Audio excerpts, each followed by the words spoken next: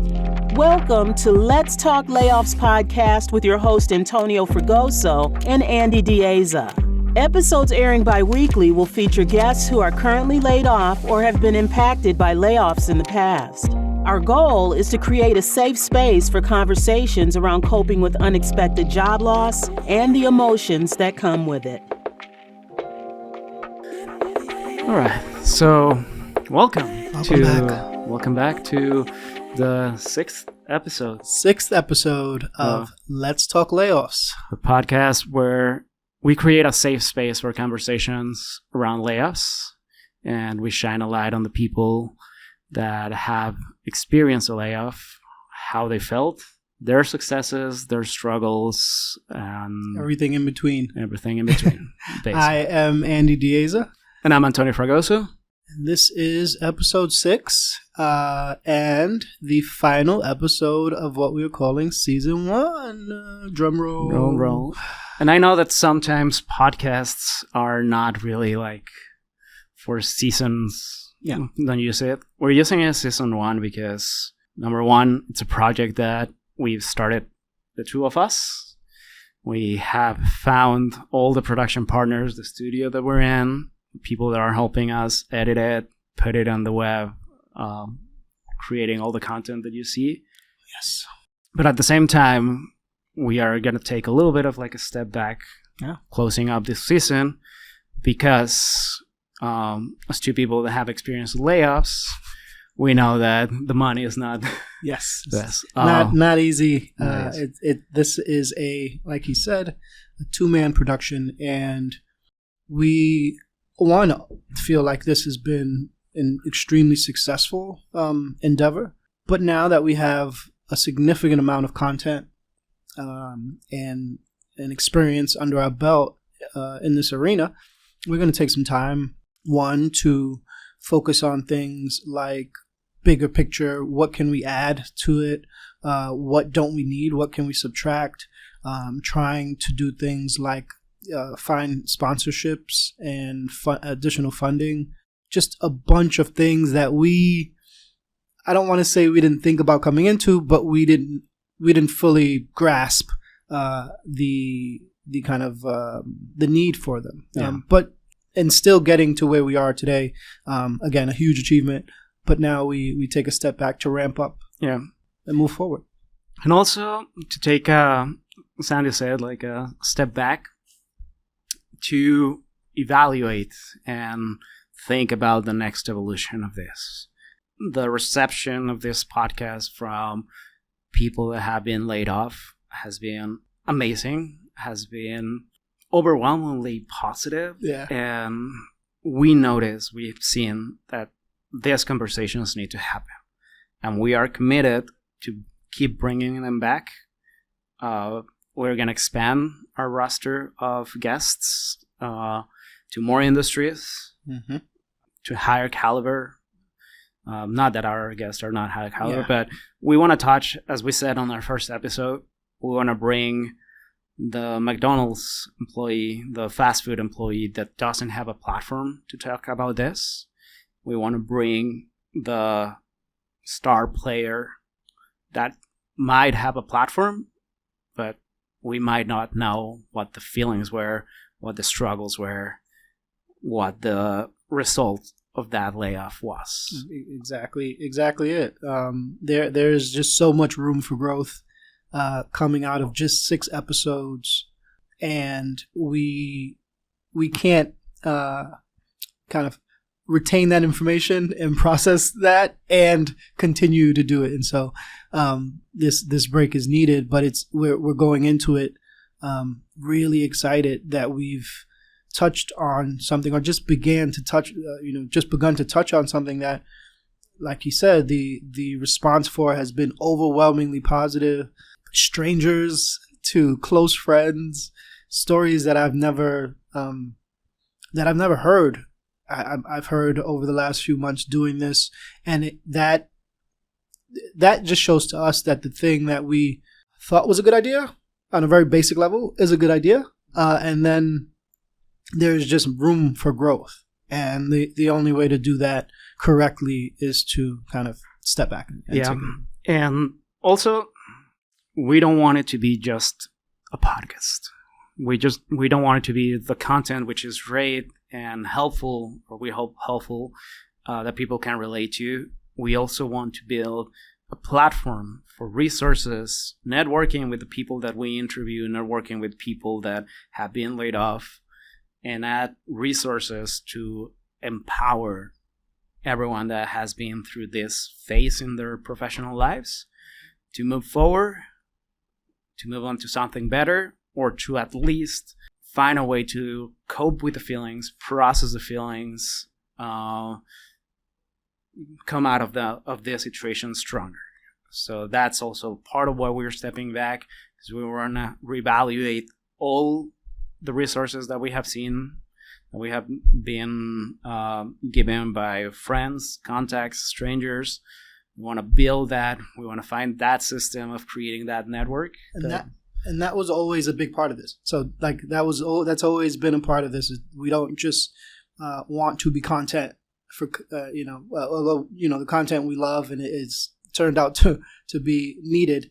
We want to be a resource. Like that has always been the conversation since day one. We want to be a resource for people who are unemployed, like myself. By the way, people say, rappers are like, you don't really live what you rap about. I really live this. I'm really currently unemployed, really living my podcast. And I know that there are resources that I wish I had, even now, that I don't have. And I probably have more or access to more than most, than some.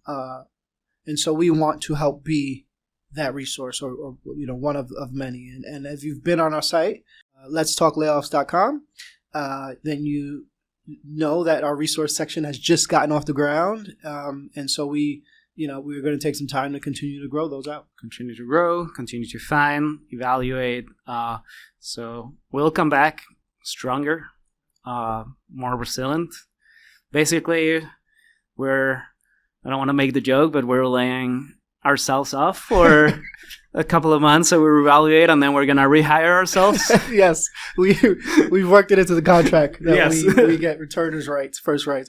With that said, this is still an episode of the podcast, and we have a great story of a great creative who has experienced layoffs and took that opportunity to make something great and fun and memorable. His name is Chris Barnard. I hope I'm pronouncing that right. He's based out of Austin, Texas. He is an independent creative director and writer with a career that spans 2 decades in advertising, with clients like Yeti, Whataburger, and many, many others. And I came across Chris's content while I don't like to say doom scrolling, but I was probably doom scrolling, right? Yeah. But where were you doom scrolling? On LinkedIn, right? I was doom scrolling on LinkedIn, and I don't want to say just doom scrolling, looking for positions and applying for positions. And I came across his film, and the title caught my eye.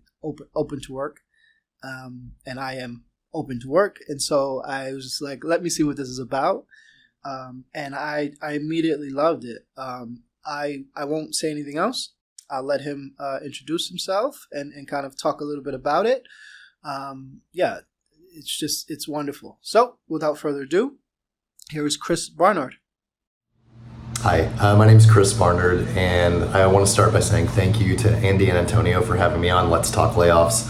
I really like what they're doing with the podcast series. We see layoffs all the time in the headlines. What we don't often see is what happens after those layoffs occur, and so the fact that they're really delving into all the emotions that go along with being laid off and really working to take the stigma out of being laid off, I think is a great cause. For me, my layoff story started in November. I had been working for 11 years at McGarrett Jesse in Austin, Texas as a creative director. I'd been a creative director on accounts like Shiner Beer, Yeti, GameStop, more recently Deep Eddy Vodka. And I knew the agency was struggling a bit. I even knew that layoffs were coming. Somehow I was still caught off guard and surprised when I was on the receiving end of those layoffs, probably a little naively in hindsight.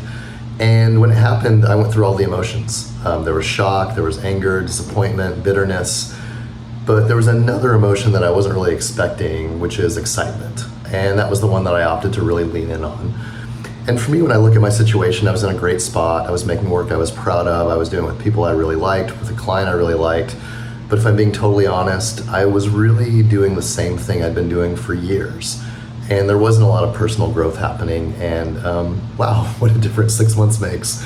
So much personal growth. So I leaned into next steps, new beginnings. And the first thing that was really pressing for me was, shit, what do I do to tell LinkedIn I'm available for work? This is really stressing me out for a couple of reasons. One, I saw how many other people were laid off and making those announcements at the time, unfortunately. And I wanted to stand out from what was becoming a growing crowd. Two, I just wanted to do it in a way that wasn't depressing. A lot of those announcements can feel a little sad trombone. People kind of almost begging for work. And so I wanted to offset that with something that was creative, that was playful, showed a little bit about how my brain worked. And the bar for me was set by a friend of mine, which I'll never reach.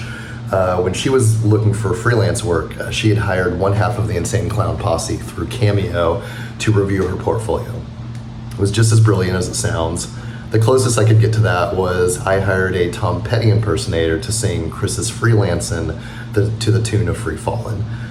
Still highlight for me of 2023 was speaking to no fewer than 4 Tom Petty impersonators. It's a surprisingly booming industry. Trying to get one that would do it for my budget. Found one who was great, total mensch, actually quite supportive of my situation too. And he did a great job. And I posted that and it got the response that I was looking for. And one of the people who saw it was someone who's now become a close friend, Carter Pagel. So Carter is another writer and director here in town. And he reached out to me when he saw it and said, I think this would be a really funny idea for a short film. And I immediately agreed. I thought it would be really funny to do kind of something a little satirical on our industry that pokes fun at ourselves a bit, but also was just sort of a meta commentary on what job hunting in 2023, 2024 now looks like that I hadn't seen before. So we quickly brought in our friend Ron Rendon, who's a talented executive producer.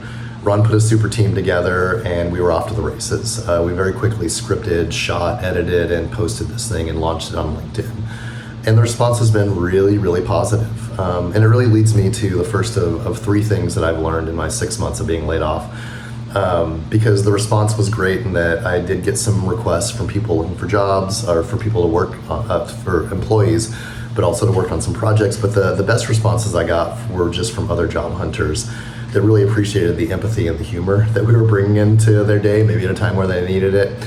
And so that first point is that people out there are rooting for you.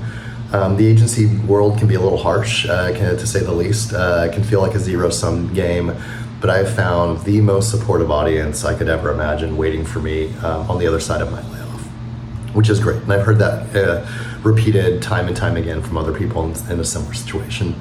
The second thing I would say that I've learned is that you can be creative about how you're creative.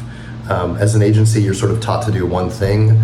I've really been able to take on a lot of different projects, whether it's scripting a short film, I've done some magazine writing, I've had some other personal projects that I'm hoping to launch in the near future, along with all the scripting and creative platforming and things that go along with sort of typical creative director work as well.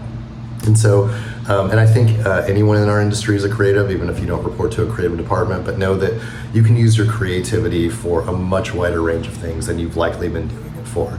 That can be really empowering and create a real sense of independence.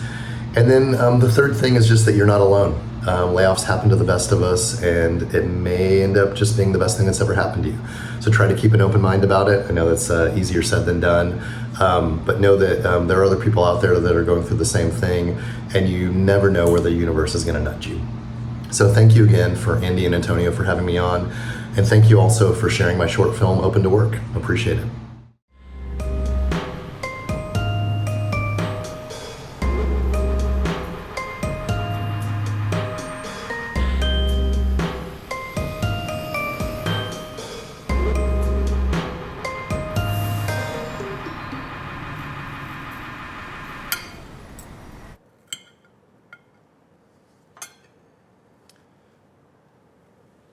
Zephyr, honey, we don't want to worry you. Okay. But I was laid off from the agency today. What are you gonna do? Well, I've already reached out to some old contacts. I've updated my resume. I've connected with, a few recruiters. No, I meant, what are you gonna do about your LinkedIn announcement? My LinkedIn announcement? The one that says you're open to work?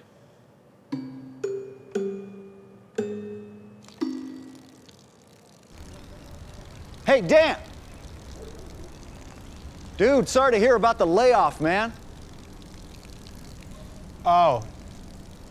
Yeah, thanks, Ron. So what are you gonna do for your LinkedIn announcement? I don't...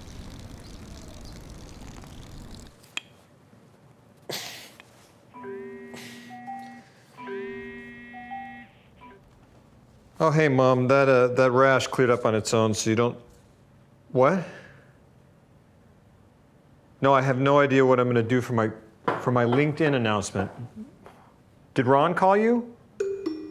Okay, so apparently this LinkedIn announcement is a thing, and it falls on all of us to figure it out. So I need ideas now. How about a post that says, after 10 amazing years at Bishop and Adams, I'm excited to announce I'm open for my next opportunity. Too expected. What about, hey friends, please help? Nope, too desperate.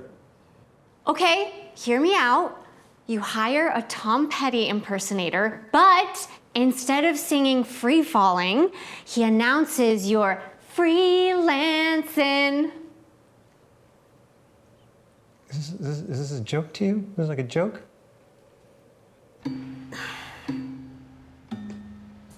Okay, guys, this post needs to be compelling. It needs to conjure real emotion, all right? Like a Van Gogh painting or a Yeats poem or the pre-roll I did for diarrhea medicine. This is not me just enabling LinkedIn's open to work feature. It's me enabling an experience that says, hire me. Okay? Go. Okay, I got an idea. You do your elevator pitch, we film it in an actual elevator. Fun! I love it. I do too. I love it. I really do. But not as much as I did when Ross Baker posted the exact same thing when he was let go from Grey 3 months ago.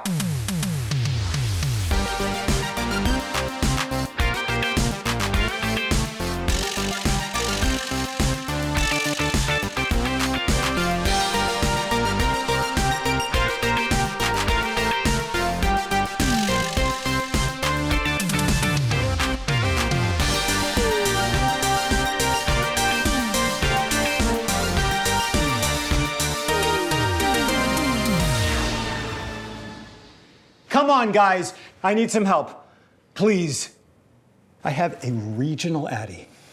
Do you know what that means? That means expectations. Let's go to the board. Let's see what we got. Okay. Marionettes, creative director, no strings attached. Nope, I would captain the next Titan submersible before I posted that. Let's see. Record a single with my new boy band, Linked and Sync. That is one you came up with, isn't it? Let's put a pin in it. Oh, let's see. Announce that I'm finally able to live my dream of being in an open relationship, professionally speaking. Honey, do we... Okay. This one just, is it... What if we do an ASMR video, but it's just you whispering all of your endorsed skills? Oh. Email marketing. Whatever other skills you have.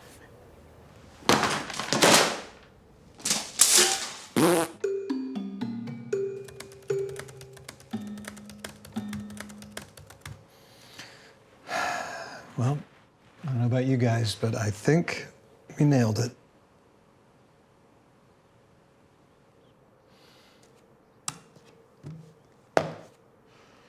Aren't Aren't you supposed to post those kind of things on Tuesdays and Thursdays?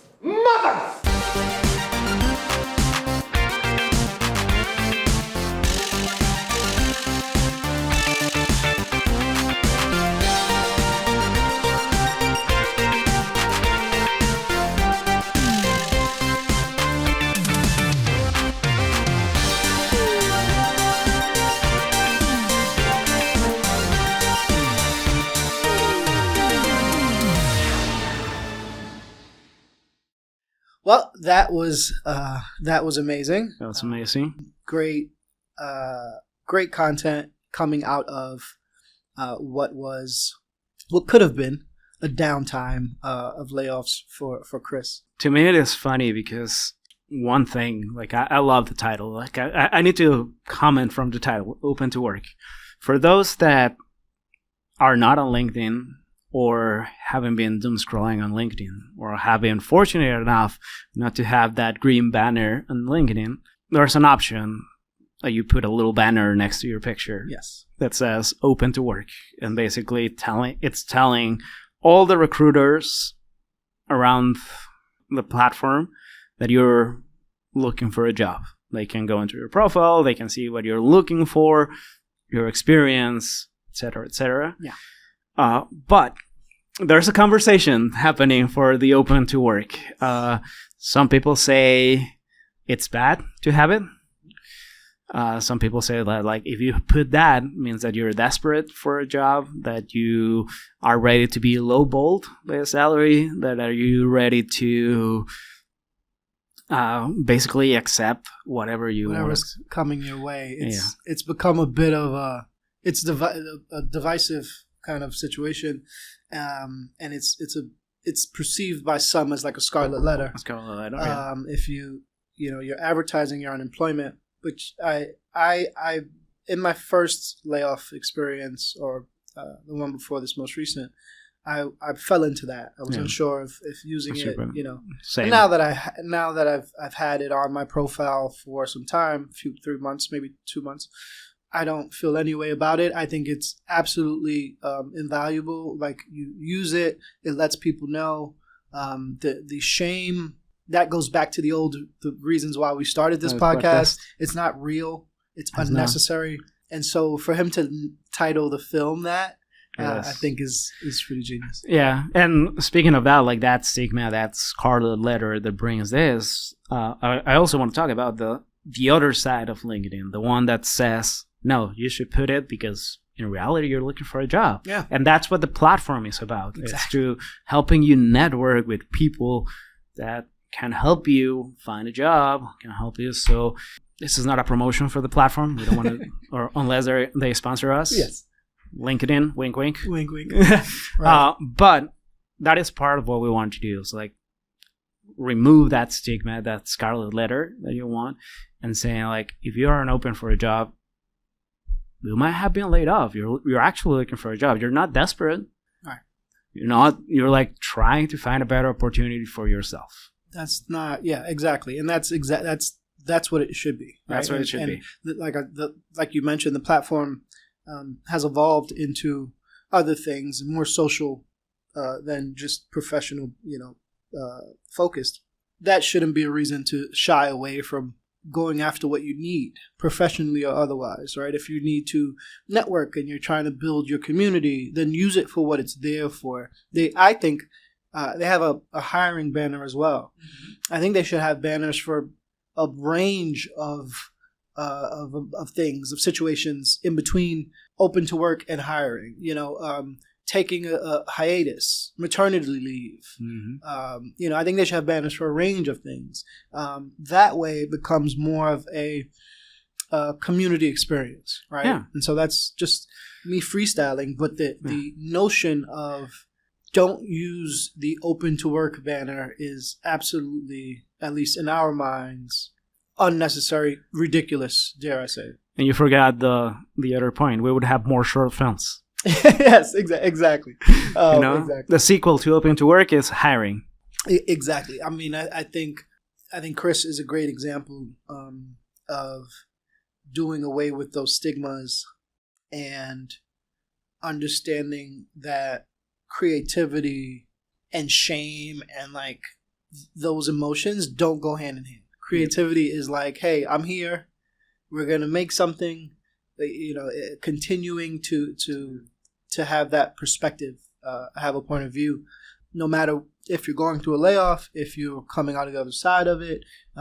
You should always be open to creating and being. You should be open to being open. Yeah, and this I like that thought, because creativity, I think, is like one of the most powerful tools that you have at your disposal to get ahead from being laid off. But for the people that are watching this and are not in the creative industry, in the advertising marketing where we're from, you probably might ask, like, hey, I'm not creative or anything. Like, and I say, no, like, everybody is creative.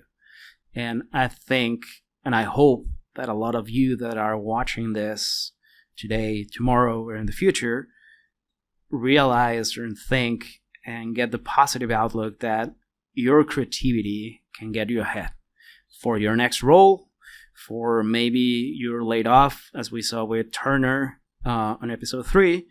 And he said, like, when I got laid off, that's when I started my own thing and pursuing my career. And I got ahead into that. So that is creativity.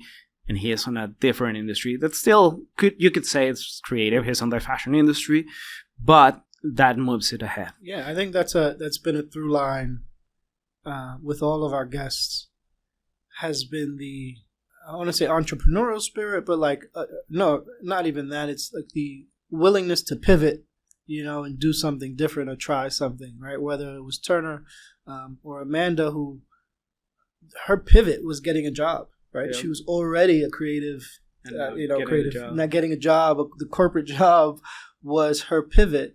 And now she sort of had to pivot back, right? And like, same with Scott. What he had, he already had his idea of what he wanted to be, like his food cooking. Was well into it, doing it, right? Yeah. And now he's like, this is what I want to do. This is what I want to absorb, and that's why he's on his road trip to California. He's just starting his pivot. Yeah. I feel like he's starting his pivot to do, and we can't wait. We're front row seat to see whatever comes next. But he's just starting his journey, and like Sarah, and DJ, it is, Sarah, I know, has thrown already some really successful events in the dinner party wine curation space. Which we're also going to do a shout out in this episode. So we did it for episode 2. Yes. But we're also going to do a shout out to, again, all our magnificent guests. Yes. But it is that willingness to not be tied down or pigeonholed into whatever it is. That automatically takes away, I'd say 50, let's just say 50 because I'm terrible with numbers, 50% of the stress of a layoff. If you have something going on, you already given yourself a positive distraction, so to speak. And if you don't already have something going on, the willingness to jump into something after a layoff, like we have literally watched these people do it, and watching them continue to do it, and so it is a really interesting part of this for all of our guests who haven't gone through a layoff and haven't figured out that the only constant is continuing to move forward, no matter change. The only constant is change. And so that is one of my favorite takeaways from all our guests. Yeah, and I like what you're saying. I'm gonna give a little spoiler for what we were thinking for season 2 and beyond. Not only shining the light on the stories of people who've been laid off, but as we have established, we want to make it a resource. So we also want to try bringing experts on mental health, meditation, different things, because all of this is a grieving process. Yes. It's like you go through the 5 stages of grief.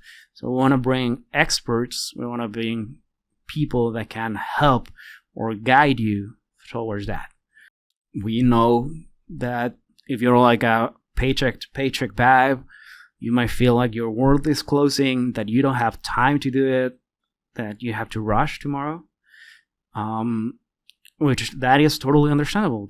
That's the reality that we live in today, the economy and everything. Yes. But even if it's an hour, even if it's half a day, giving you time to do that reflection, it's incredibly powerful. Powerful and important. Yep.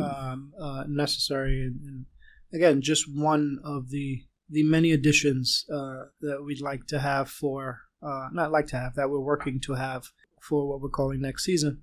And that is, again, I just can't stress how important it is to be a resource. Now that we've had these conversations, that we can kind of check that bucket off. The conversation part of it is beneficial and needed and necessary, and it works.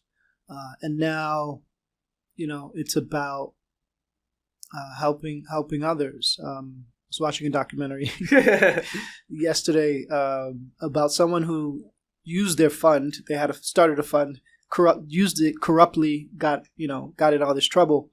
And I couldn't help but think, like, man, when we get our chance, we promise we won't, fraud anybody out of anything, because it's like all we want to do is work with people. Like, as creatives, it's like the best thing you could do is collab creatively. And so, like, if we can help you get your whatever it is, create or not, endeavor off the ground, and us be a part of that, like we would love that. And so that's what we're working toward. And I think, like, in this chat, you guys might be thinking, why didn't you just open a GoFund, like a fund to compile this so we can keep producing this content? And not that we're against that, but our audience today has been people that have been laid off, are currently laid off, and we don't want to ask money from people that might not be able to give us money. Yeah, that's not idea. That's why we don't want to do it. To really just, not altruistic. We're not trying to be like saints or anything, but like really simple math. Mm-hmm. If a person doesn't have a job, they don't have money coming in. I know that because I don't have a source of income at the moment. Blessed to be in the situation I'm in, but this isn't everyone's situation. Yeah. And so we are considerate of that. Maybe there is a time down the line when we might need funding for something, and we'll go about it that way. Most likely that time will come for something. Or maybe there's a time when we open up a paywall, or like a Patreon, excuse me. But we're not there yet. We're just not simply not there yet. And we have full control over this. Yeah. It is, if I want to do something, I do it. The only person I have to run it by is him, and vice versa. And sometimes we don't have to. We've gotten to the point where we have a lot of the same thoughts and conversations of like, say this, and he finishes sentences. So like, we have control. And once you start delegating that for money, you lose the control. Another great documentary. Movie Pass, Movie Crash just came out.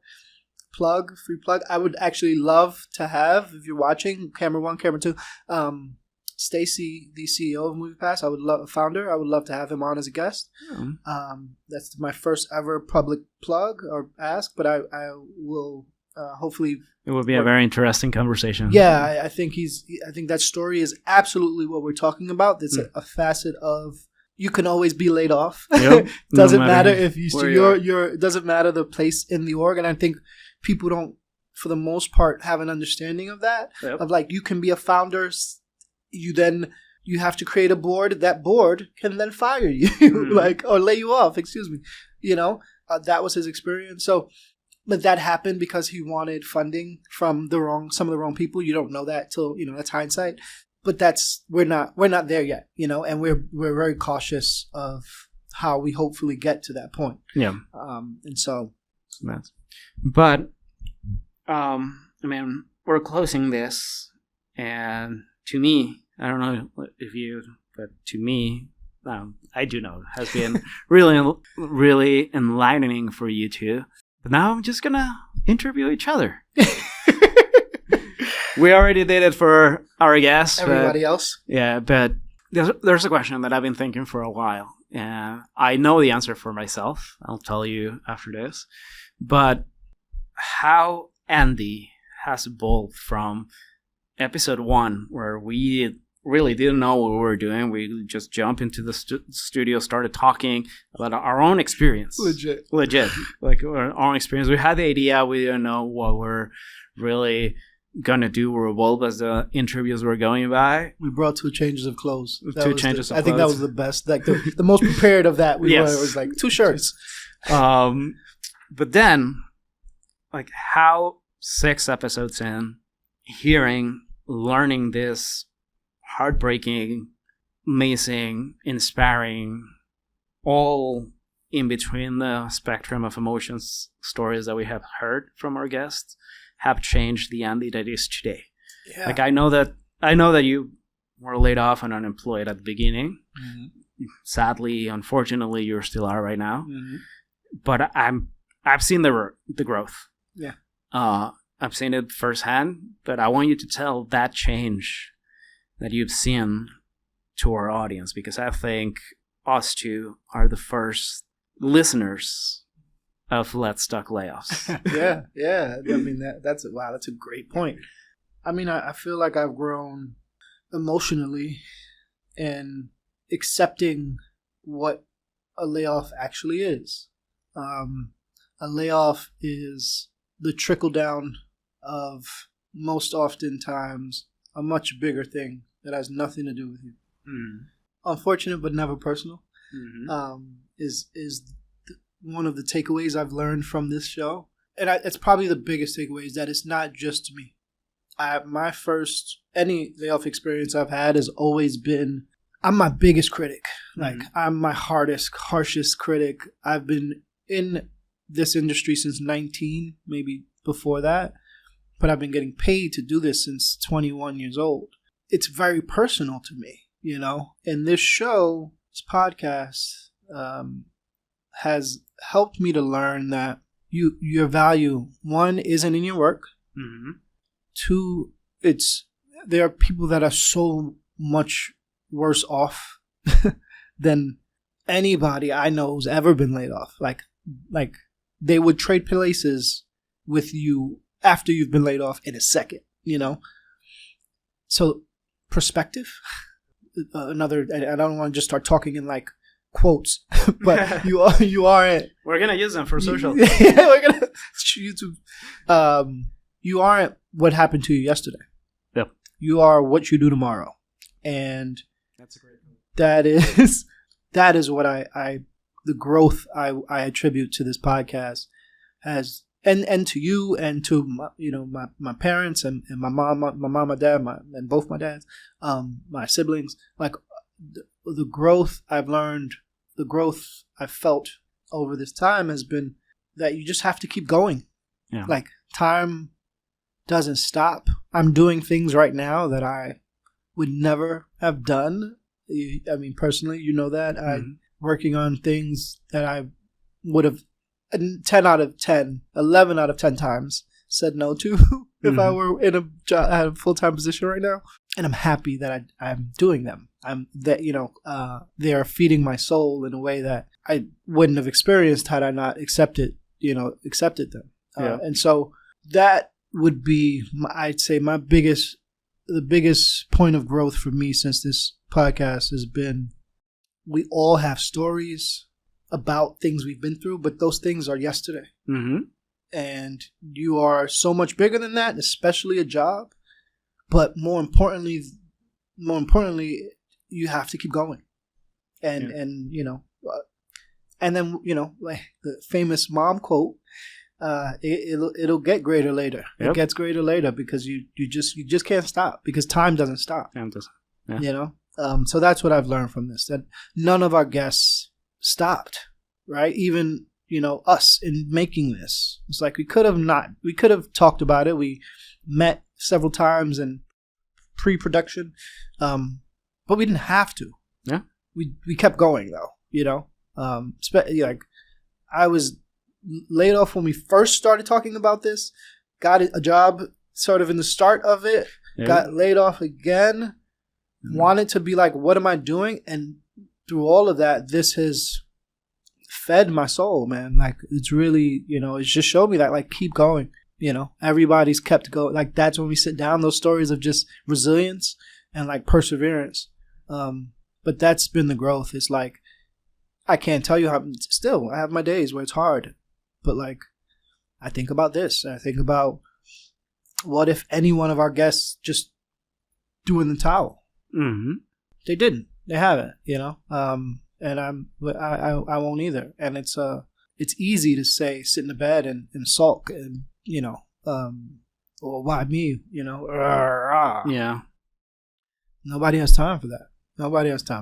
And so that's the different me. When I first experienced a layoff, it was a lot of like persecution, self-persecution of like, man, you this or you that, or you didn't do this or you didn't do that, or you thought you were this. And it's like, now I'm like, I wake up and I sweep and I listen to music and take care of the dog. And, if we have something to do for the podcast, we do that. Or if I'm doing something else, it's like motion, forward motion, Yeah. Keeps you moving. Keeps you something.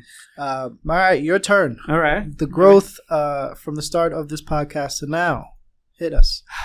I think for me, there's always something to look for, something to strive for, something to create. That being laid off is not the end all be all. That it is a window. Not gonna lie, when I got laid off the first time, I was really, really upset.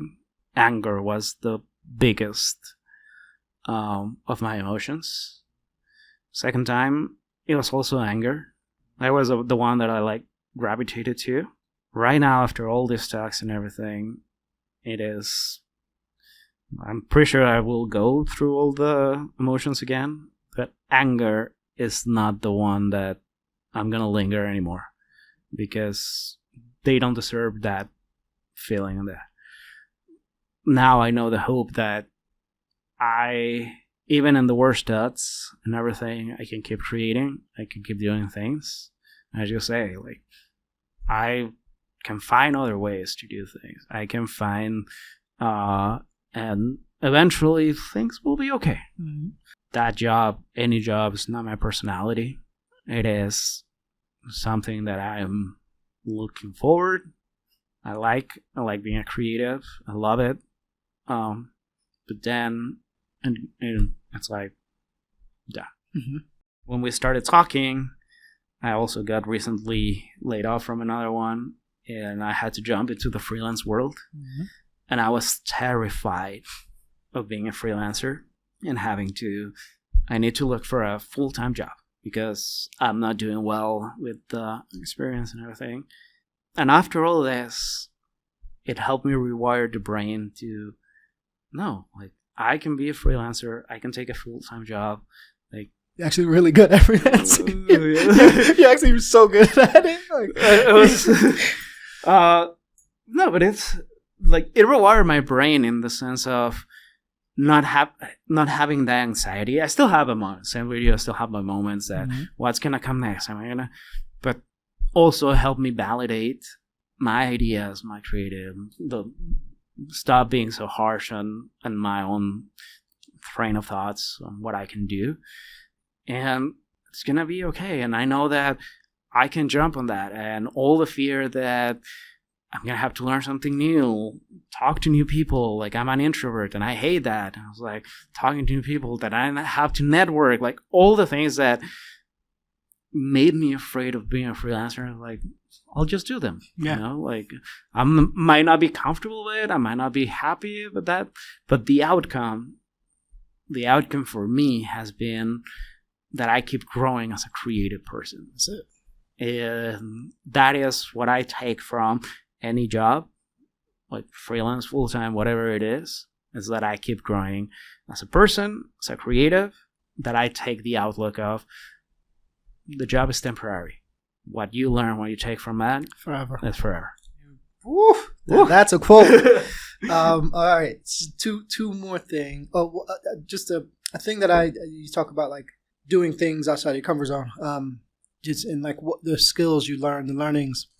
I realized I've never sat across from my friends. Like I've never, these guests are for this season has been our friends, and I realized like I've never went into my Rolodex for this. Like I don't throw birthday parties, so like I've never called my friends to say, "Hey, do this. Hey, can you do this for me?" Or called in a favor. And doing that for this, one lets me know that I can do that if I wanted to be my own creative director. If I started an agency, if I needed talent, I could absolutely get talent. It's like something I never thought, It's possible. It's possible.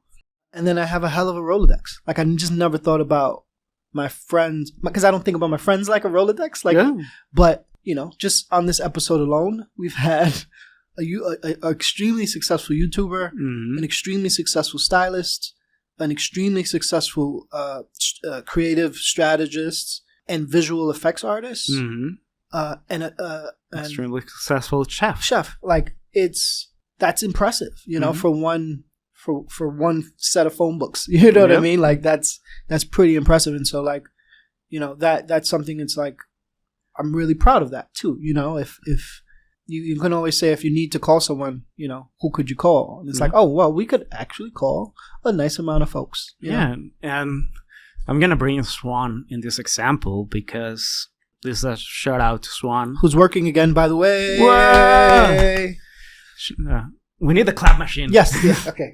That's for season 2. She gave us the idea of let's create this network, or like think about a possibility for the network of layoff people. We don't want to create another LinkedIn, another social network, because that's not the scope for that. But I love that thought because, as you said, that Rolodex, like people that, hey, I know this, or sometimes sharing your project. When she shared her project with us, like I have a couple of friends, and also we should connect her with Chef Scott McDonald. Yes. Her project touches an industry that we don't know. And so it's like, I have this contact. Try it on. She's soon this month. Andrew Wines is throwing a private dinner, and it's like Scott would absolutely love to host one of those dinners. Yeah. What does that look like if this is now they're going to be excited that this is happening on camera. But if she hosts one of those in California, he would absolutely be the perfect chef for that, and et cetera, et cetera. So, yeah. Yeah. So that is the thing. It's like, I know people, people, and those little connections, more often than not, they're going to work, they're going to create, and they're going to create something better. Mm-hmm. And it's also how people get jobs. That's how people get jobs. That's basically. Yeah. And to me, if we manage to do just one of those, I would have considered this podcast extremely successful. Yeah. As you say, like Andrew Wines and Chef Scott McDonald host a dinner in California, and it happens at... It's going to be the Let's Talk Layoffs private dinner. Yeah, basically. With Andrew Wine providing. Yeah, like a duh. But that happening, we did a good job. Yeah. Like, we love the downloads. We love the views. We want to keep having them because it's going to help us bring this into more eyes, into more ears, getting the sponsorships that will allow us to keep growing this into the vision that we have. But to me, the best is going to be that thing. Yeah, we are old enough that we are more interested in in-person community building than online community building. We want online community building as well. I don't want to misconstrue that, but we love to see our friends, even after just like you and Scott, after that episode, us all sitting and eating and fellowshipping was just like amazing. Right? Yeah. And like, I would love a situation where it's not just people we know. It's like people who have been laid off can come to a dinner and just experience that, a community of people, and not feel like, oh my God, we've all been laid off. No, it's like, let's go eat, have fun. We've been laid off. Hey, I was laid off. How about you? Scream it from across the table. You know what I mean? Like, own it. Know that being open about it will get you to where you want to go next. And you never know. By screaming it, you find that next opportunity. What if the soon to come Andrew ex Scott McDonald dinner comes a new restaurant? Yeah. What if talking about this comes a new agency? Yeah. A new enterprise, a new something. What we're realizing is that it's, like we said, the conversations are necessary, but what's coming with those conversations are community. And so how can we best foster that community and build space, create space for that community? Is that dinners, parties? Is it meditations? Is it, whatever it is? We're looking to create it. So yeah, it's coming. It's coming. I think that's kind of the perfect wrap up. Yeah, I think this is a perfect wrap up. To all the people that have listened to us on Spotify, Apple Podcasts, iHeart, basically every platform possible, to all the people that have watched our videograms, our shorts on YouTube, TikTok, Instagram, people that have watched the episodes on YouTube. You guys are the reason we're making this. Share it, subscribe, comment, like it, dislike it. Even that helps us. Yes.